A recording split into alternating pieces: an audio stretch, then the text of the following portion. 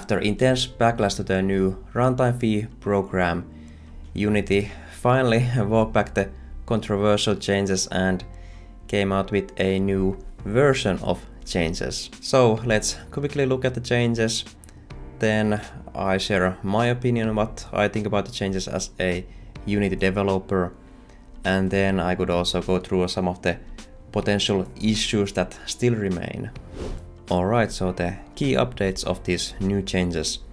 So the first one is that if you're on the Unity personal license, the runtime fee won't apply to you, and also now the splash screen is optional. So previously, if you were on the Unity personal license, the runtime fee also didn't apply to you because of the thresholds, but now it's just a bit more like simplified version of the communication.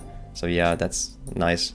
Compared to the license we are currently using as Unity personal users, they are raising the company revenue threshold from $100,000 to $200,000. For solo devs and other small indies, I think this is a very nice change. So now if you start making some money with your games, you can actually keep using for free for longer than previously.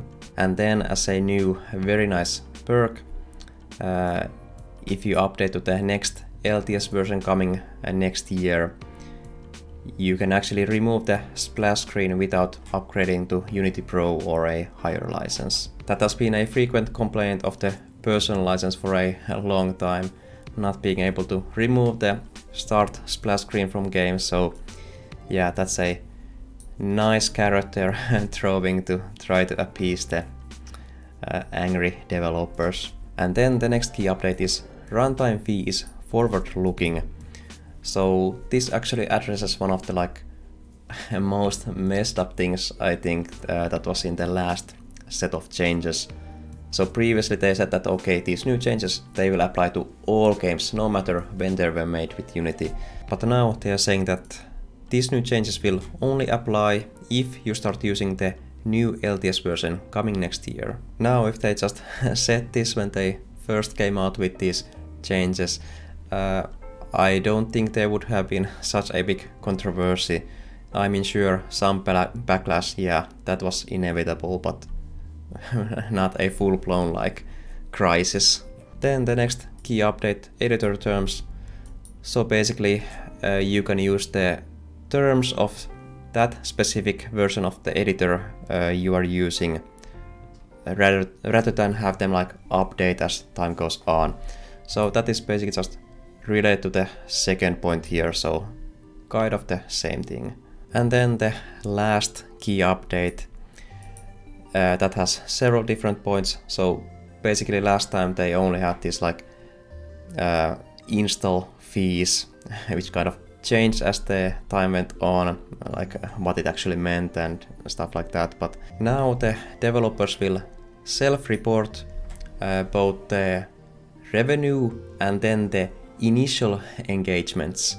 So the initial engagements is kind of a funny term, but yeah, it's good that they kind of moved away from the installs, and I can understand this initial engagements term because basically they want just one term that will apply to different platforms and different kinds of games. So I mean, you could say unit sold, but then that wouldn't apply to free games and maybe Game Pass and stuff like that. So yeah, basically in my case, I only have premium games on Steam, so games that you need to pay for in advance, and then there aren't any microtransactions or stuff like that. So yeah, I read the FAQ, and basically if I report about this, then I can look at the copies sold, and then I can also deduct from that the returns. So that would be what I will self-report to Unity, and then also the revenue. And once I have reported those, then, well, first of all, I think Unity will check that, okay, have I gone above the thresholds that do I actually need to pay something. Then they will compare the two figures. So let's say I have a small amount of installs or initial engagements, but high revenue. Well, it doesn't matter. I can still keep earning the high revenue, and they will just look at the like initial engagement count. So basically copies sold. So if that stays below the threshold, then yeah, no problem. I don't need to pay anything. Okay, so those were the main updates. And before I go to my opinion about all of this, maybe I could give some small criticism of some of the stuff and things that to keep in mind. So maybe let's start with the last one I just talked about. So self-reported runtime fee. Yeah, I just hope that the reporting will be like not such a big hassle. I mean, for example, in my case, I'm a very small developer, but still I have my games on like 3 different storefronts. Collecting all that information doesn't really take super long, but it can still be a hassle if I need to do it like often enough, and then if I need to calculate like, okay, how many returns there were, how many sold, and then calculate all that, and that's, yeah, I don't really mind that, but I just hope that the process on the Unity side is like smooth, so that like entering details for one game doesn't take like 10 minutes or something. Like maybe there's just like one list and just plum plum plum plum enter numbers. And even better, maybe there could be like a tick that, okay, in the last 12 months I have not reached the thresholds. And if that's the case, then yeah, just move on, no need to report. That would be the best.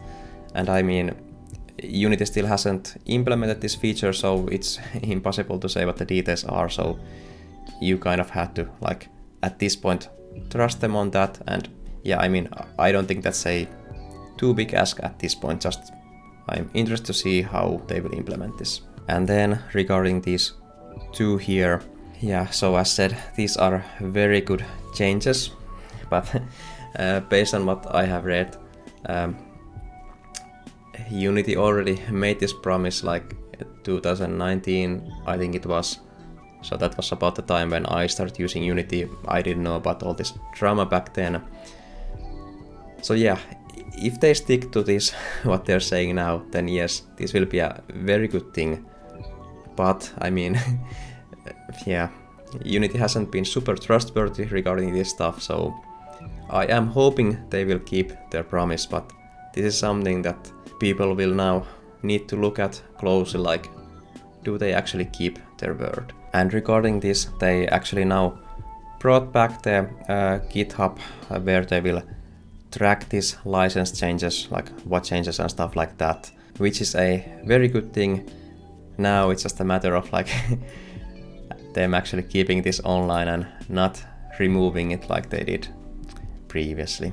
And then if you look at some of the things in the FAQ, there's this part like, can I get a discount or a custom deal on the runtime fee? So this hasn't really changed from the previous version, so yeah, if you are using Unity's own services, then you might get a big discount on the runtime fee. This is something that was previously also criticized, maybe not so much, but still a bit, because it kind of creates an unfair competition environment, and there might be some legal issues also, especially in the EU, with some more strict limitations on what you can actually do. Personally, I don't really care about this part because I don't use these features, and yeah, I don't know the landscape, I don't know the details, so I don't know, I don't care too much. And then regarding the Unity personal license, previously they said that okay, like every 3 days or something like that, you need to be online when you sign in to actually use the software. Like if you're offline for longer, then you cannot use Unity at all.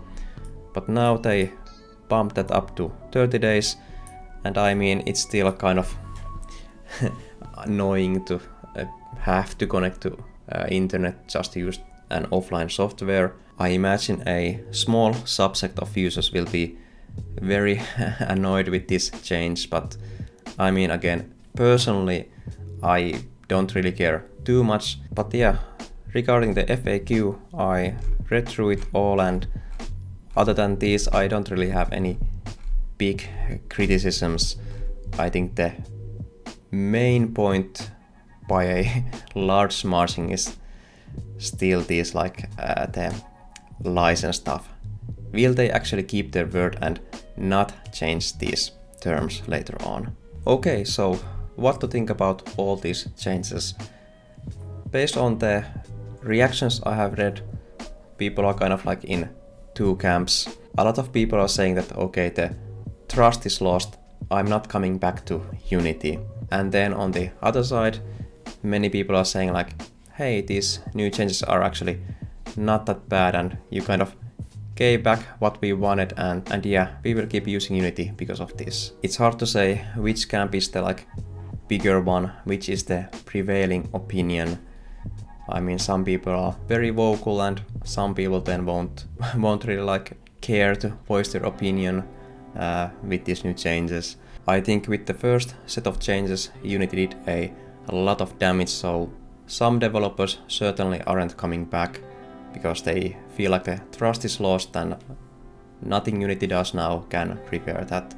But at the same time, I'm sure these new changes will bring back a lot of developers that were kind of on the fence.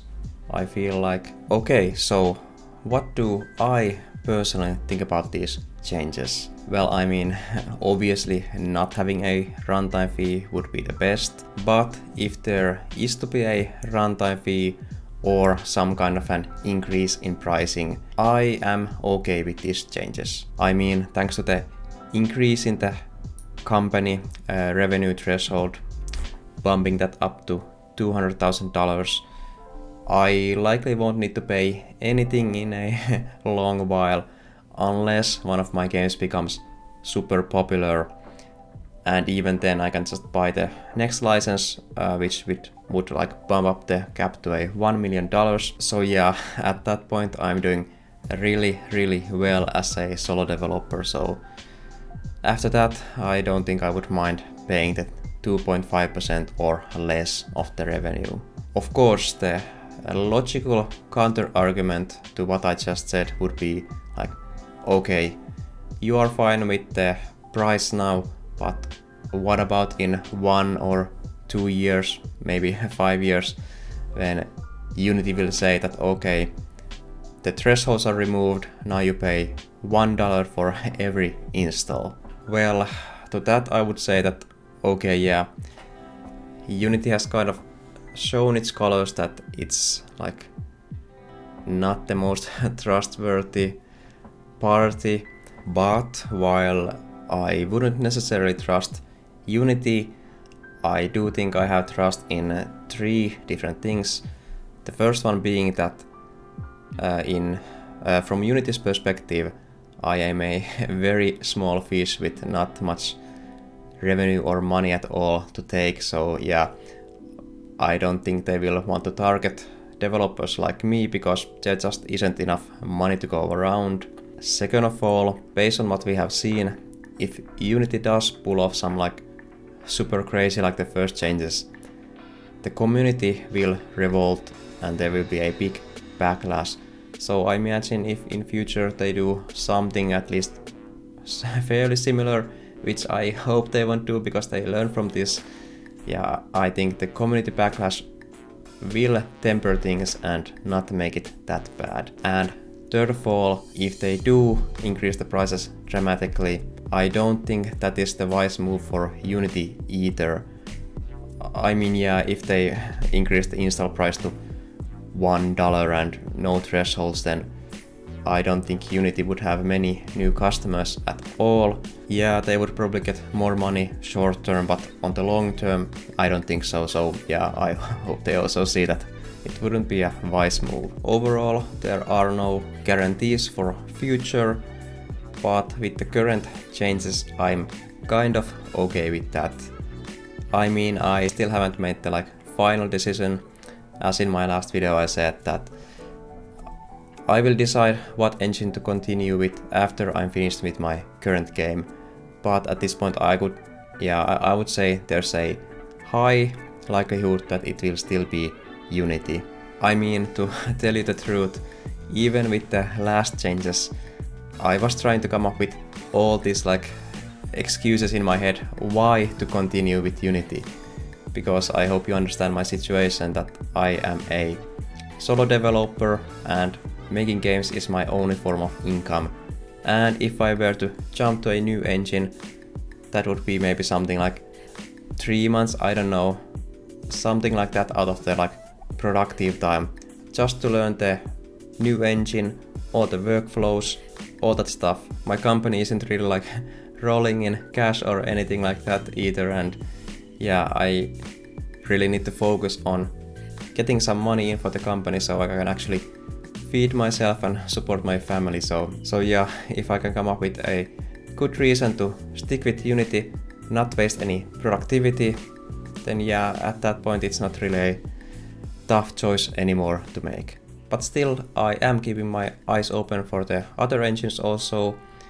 I think in some sense this was a really good event for the game developer like sphere, because yeah, Unity fucked up, but that also led to a big increase in funding for Godot, for example, which in turn will lead Godot to become a more fierce competitor to Unity and Unreal. And for the customers like myself, game developers, competition is always good. In the long run, that will very likely make every engine better. So yeah, those were my thoughts on the situation. I would also love to hear your thoughts in the comments. Do you feel like this was enough? If you were using Unity before, will you continue or move to some other engine? All that stuff. And yeah, maybe I could also add that I hope this whole thing was now over with this.